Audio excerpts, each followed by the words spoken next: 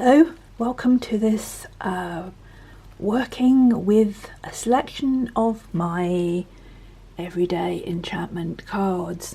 Now this is not a reading, I'm not doing it for anybody, I'm not focused on anything. What I do is I just pick, I've explained this before but I should just briefly explain it again. I pick one of each of the suits, sometimes two come out and I take both of them because I think they both want to be seen. And that you can see that there's two of the ones with the red border, and there's also two of the major arcana that have come out this time, and it makes for a pretty unusual eclectic gathering, shall we say. Yes, so I don't look at the cards, I just put them into their suited groups, and then I just pick one from the back, and sometimes they pick out two. So I never know who I'm going to see, and I do very much treat these cards as beings, as all the beings on them as living somewhere in their own right, because I worked with them for so long. I created them over such a great period of time that I formed quite a strong relationship with them, and I always see them very much as living beings. And so it was even more funny when I picked this group and I just thought, good grief, what am I going to do with you, really? Surely that you don't want to be together. Because what initially came to me was the central card here, the Four of Wands, which is very much about a party, a gathering, a group of people getting together who probably all want to be there. But I've really got a group of people here that probably really don't fit together very well. Let's see what happens when we put them into a kind of gathering situation and what they would do. Now, particularly with this one, I'm not going to be offering kind of meanings or what that could mean for you or me or anybody else. I'm just really going to be seeing what these people, what these beings will be saying to each other and how they would respond, and hopefully that will give you some more insight into how to work with them, because I always said that the cards should be read in a circle, which I can't do just because logistically I'm not able to do it on this space, which is the only bit of natural light I've got.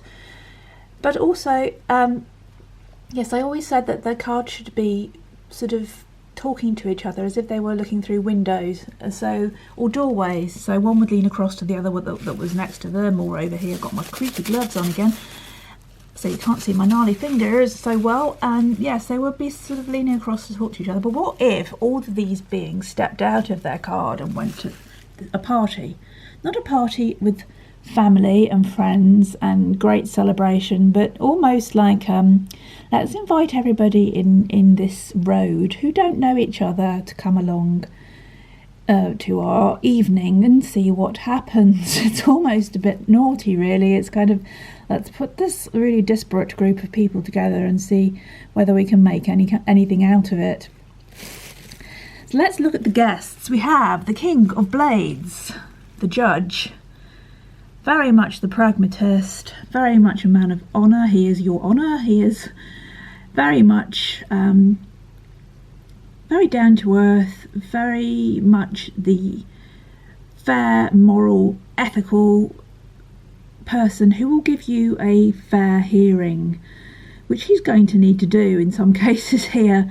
So he's a good man, he's a very good man, and he is the consummate after dinner speaker. So if there's one of those awkward silences, he'd be able to fill it quite easily with all sorts of erudite talk about myriad subjects. I'm sure he's interested in. Very intelligent chap, but I think he'd find the level that the other people were interested in. I don't think he'd talk at people. He's a very reasonable fellow altogether. And next to him, not too dissimilarly, we have the Nine of Coins, and this lady is very much a sensualist, but also very disciplined, very moral, has a very high standards for herself, probably for others too. So she might be a little bit more judgmental than our friend on the left here, but she is still a person of refined tastes. She likes the finer things and she works very hard for them. So she's got a very strong work ethic and is probably quite conservative and has a very a taste for the finer things, the luxurious things that she works hard for. So she probably is going to find our friend here, the Knight of Cups, our busker on the left here, is probably going to find him perhaps a little bit of hard work, because although he is dedicated to his songwriting craft, he is completely different in character. He is a fantasist, an idealist, and he's a very, very sensitive soul, whereas these two are much more practical and grounded and probably a little bit tougher, because they have to be, because they're quite driven and are probably in tough professions. He certainly is, even though I think he's a bit of a softie really, so I think he'll have more patience with our knight than this lady might, but also, yes, so he's very much, he can be said to be away with the fairies, which is why he has one floating around his head, the red rose in his lapel, the long hair. He's not conventional at all. He's got his purple trousers on. He's doing a very unconventional sort of job. Although it is his job and he is dedicated to it, but he is a little bit kind of, he can be easily swayed. He's very watery and he can be easily swayed. So one of our guests down here might be a bit bad news for him. And then we have the Three of Wands, which is our little expedition led by this person up here. The team leader, the very practical team leader, who is incredibly dedicated to their team and driven to find new horizons, to go further, to push on. That's their whole raison d'etre. I can't say that very well, can I? You know, that's their kind of core being, and they might be a little bit too focused on that. They might just want to talk about that a lot. I'm not saying that this person is bad in any shape or form. They're all of these people so far, the judge, Our Lady, sensualist. I'm sort of not focusing on the people at the party too much, just thinking that they're the people that have offered the invite. We don't really know them. They've got their backs to us, so they could be anything really. They're kind of neutral. We've got our busker, and we've got these people are all very moral and very in their own way. In their own way, they have their own very strong guiding principles. And what else can I say about them? Yes, this person again is very practical, and it could be, if we're going to say about their faults, they're a bit too much of a bossy leader, because they have to be. They get into very dangerous situations and they have to show that strong leadership, otherwise things might go horribly wrong. So yes, we have them, and then down here we have a most incompatible duo, one might say. We have the devil himself. Yes, what can we say about him? He's a raconteur who might be very entertaining at a party, but he will lead you into temptation if you are a little bit weak, perhaps, in that department, and prone to addictions and so forth. He can be naughty, and he can also be a bit of a stirrer. He likes to stir things up. I've known somebody that's very much like this man, and he likes playing one against the other because he enjoys it. It's just a bit of fun for him. He is pretty immoral because he's the devil. He's not fundamentally evil. He's certainly not evil, but he hasn't, he's the wild card. He is a bit naughty, and he is definitely one to watch in this gathering. And next to him we have the star, spirit of serenity, and she's very innocent. She's not as young as she looks, but she's very innocent. So you can't think, she shouldn't be inviting a child to the party. She's older than she looks, but she's got a very childlike essence to her. She's not here to judge, although he does that in a very fair and balanced way. She doesn't want to blame anybody. She doesn't want to cause any. What she wants to do is to bring us all into harmony and to reunite us, to let us see the good. She wants us to see the good in all of these people, even him, for he has some too.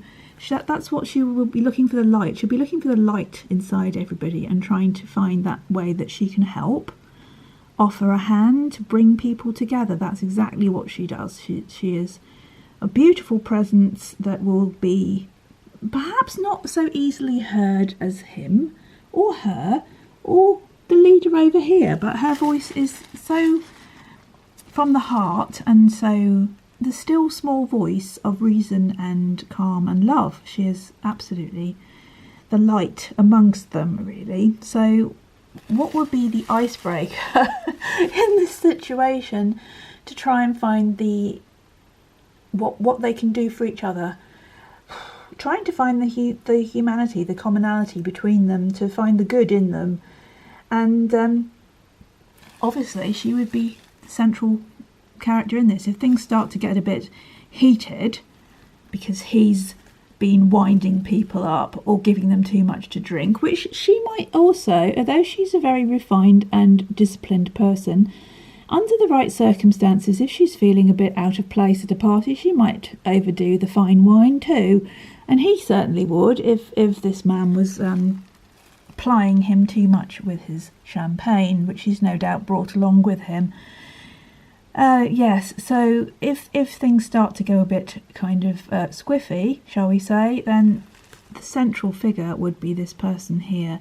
Not sure how these people are going to react. They're almost like, in this particular grouping, we can't really say a lot about them because this card is purely about family celebration, gathering, unity, harmony, fun, joy, just those lovely moments in life. And so then the man and the woman with their backs to them, they could just be sitting back and seeing what happens.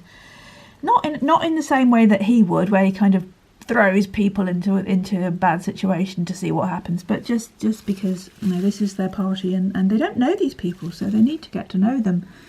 These could be their neighbours, and why wouldn't these people all live on the same area? I don't know. They might well do, mightn't they? They would also want to bring people together. That's why they've had the party. So there you go. What can we say about this? I bet you're thinking, I don't want to be at this party. It looks like it could really go horribly wrong. I don't think she would let it for a moment. There is a chance that it could somewhat get taken over by him and this person, kind of telling stories. I think this one would be more kind of focusing on their own achievements, perhaps. I always think of Shackleton when I think of this person.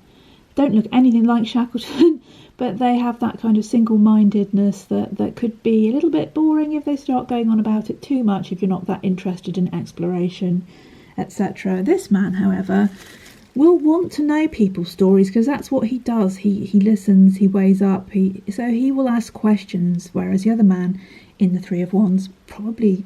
Are they a man? Again, they're a bit ambiguous, this person. I didn't want the leader to naturally be a man, so they're a bit androgynous, ambiguous. Could be a man, could be not a man. There's just the spirit of leadership and adventure there. So whoever that person is will probably be a little bit more of a bore than this man would, because he would definitely want to get to know people and see what made them tick. He could tell his own stories when there was a bit of a gap, but he would definitely want to know. This lady could be a bit aloof, I think, to start with. Maybe when she's had a drink, she'll start to loosen up a little bit.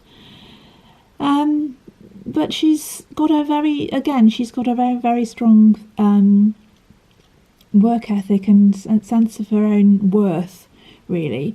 And I think she might have a bit of a problem with this chap just because he isn't as well presented as she likes. His aesthetic is not the most beautiful designer clothes that she likes. She might struggle with him, thinking he's a bit of a kind of hippie throwback or something. He's not really applying himself properly. He could be doing more. He could be using his music talents a bit more. So there's potentially a little bit of friction between these two. And, because he can be quite easily swayed, and this influence is in the room, he might start agreeing with her, and then he might get rather depressed about himself because he hasn't got a very strong sense of self. He is very easily influenced by people. He's a lovely person. He's a great musician. He has his own moral code. He is a good, lovely, loving person. However, he's not that strong. So, yes, I see potential quibbles between her and him, and I think that she would reduce him quite quickly to tears if allowed, and probably this person would too, but I don't think they bother with him too much, because where she can see the good in everybody and he wants to know the story of everybody, this person, although they're a fine leader, has no use for this person at all, because they would not be in his team. He would have to do a lot of work on this person to make him anywhere near useful in his team. I'm not making out that this is an awful person, but they are what they are. They're just a very focused, driven person. That's their whole life. And so he really wouldn't have a lot to say, unless we find out this person has got a very... their secondary interest is music. Why not? So that means that if they like, perhaps, classical music, they would have a lot to say to her. I'm also thinking that there might be some sort of weird attraction, because she is actually... We're not counting this lady here as being in the party, because she's just a passerby when he's busking. He's the knight. He's the man that's there. And there's only really this lady here that's the only female. So there might be a little bit of kind of tension between him and whoever this is, male or female. Let's say it's male for now. And I don't think he'd bother, because he knows that that's not the sort of person that would go for him, and he wouldn't really go for her either, because his ideal is not some sort of very, very manicured, tidy designer label sort of woman. He likes a kind of princess in a tower. So he wouldn't be vying for her attention. He would probably want to pick up his guitar, because that's the only way he feels comfortable to express himself, through music and song and poetry. And don't think anybody at this party is going to want to hear that, although he probably would, given the opportunity. He is a very fair man, and he would like to know what makes this man tick.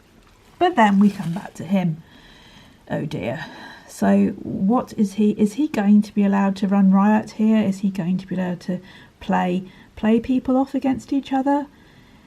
Only her influence can really stop him, because he's going to feel a little bit ashamed of himself, behaving like a complete or just total hedonist in the midst of... I mean, she's almost like a saintly presence amongst them. Quiet, calm, tranquil beauty, inner peace is going to really perhaps calm him down a bit, because he's not all bad. He's just he's like a man-child. He can be very silly, and if she's not ever going to... She would be putting him down all over the place, probably, if she can be bothered to speak to him at all. She would be quite sarcastic, I think. But Our Lady the Star would not offer any words of condemnation. She would just try and find something in him that was good and kind, and the generous side of him. Look, he wants to give... He's offering money. He might offer drugs as well, but he's offering money. He's not bad. He's just tempted by his own demons. He's just a bit off the rails, and he needs somebody to just quietly put their hand on his arm and say, "Are you okay?" Just to bring him back to his best self. I think that's the idea of what she would do to any of these people, trying to find their best selves. And I think also our King of Blades, the judge, would also be trying to do this. So they would be working together. So let's put them... I think those two will be working together to try and bring a kind of good-natured, peaceful aspect to this party that could get a little bit... It could be very uncomfortable, but they're not going to let that happen, and they're not going to let him become upset and depressed, because they're going to move her over to him so they can talk together if necessary. Not so they're completely cut off, but if she can't find anything positive, or they can't find anything positive to say about him, who's rather kind of out on his own really, because we can't put him next to him, because that's just a recipe for disaster. So we need to put him with the kind people who are interested in him and want to know about him. Let these two chat about their passions, about their interests, which would be probably they have something in common there, and that's good. We're not going to try to separate them all, but we're just trying to bring some harmony here. And what do we do with him, or what does he do with himself? Where does he fit in? Well, he's also going to feel like his hosts need some respect, so I think we'll just put him here for now as the central. He's not the central influence anymore, but he's calmed himself down, not just because of these two, but because he's been invited to something with goodwill, and he cannot show his worst side. He has to temper himself and be the better aspect of himself, which is funny and you know, he's engaging and he's charming, and he can be all of those things, and he can be those things over here too if he wants to. You know, she's not immune to a bit of charm and a bit of wit, but she will not be swayed by, you know, she'll say silly if he starts to get too drunk or too over the top with her. So he could easily come over here. They're not going to be separated. It's not just going to be two halves of the room, although that naturally happens at parties, but it's just trying to work out what would they gain from each other, really. Obviously a lot from this lady, and I think a lot from the King of Blades as well. And I'd like him to be able to go home feeling like his self-worth had been boosted. So maybe he does bring out his guitar, and maybe he is allowed to play. And even if they don't have a great deal to say about it, well, they can't say that they can see that he's good at what he does. And so even though it's not what they do, they will still be polite and give him some support. And that's because of the encouragement of these two, and because he hasn't been allowed to get too out of control by the influence of this fellow who has tempered himself for the occasion. We can, of course, give a completely different reading where that all goes absolutely horribly wrong and there's loads of fighting, and you can probably see that for yourself. But I think as soon as the star appeared here, that was highly unlikely. In this position with the kind hosts and the star and the King of Blades, I think any personality differences, because they can all teach, you know, they can all teach each other things, can't they? They've all got things that they can, even him, sorry, didn't focus very well, did he? They've all got skills and stories that they can share if they will just be in that space where they're seeing the good in each other rather than trying to find the differences, and I'm not like them and they're not like me and I'm better than them, and come down off their high horse and drop some of their kind of self-opinionated aspects and actually do some good listening, because he is going to promote that and she is going to give that a whole feel of there's a lightness there, a lightness and a brightness and a kindness that will make this evening or soiree far more enjoyable than they could ever have imagined when they all came in and looked at each other and thought, oh no, I don't want to be here. So I think that there's a lot to share between them, although you'd never know it. But I think it's more about the influences involved in the room and that facilitate that talking between them. Okay, I'm going to stop now. I hope that was helpful in some way, or just gave you a little bit more insight into the cards. I'm going to stop now. Lots of love. Thank you for watching. Join me again soon for another wonky but heartfelt video. All my love to you. For all our relations, stay free.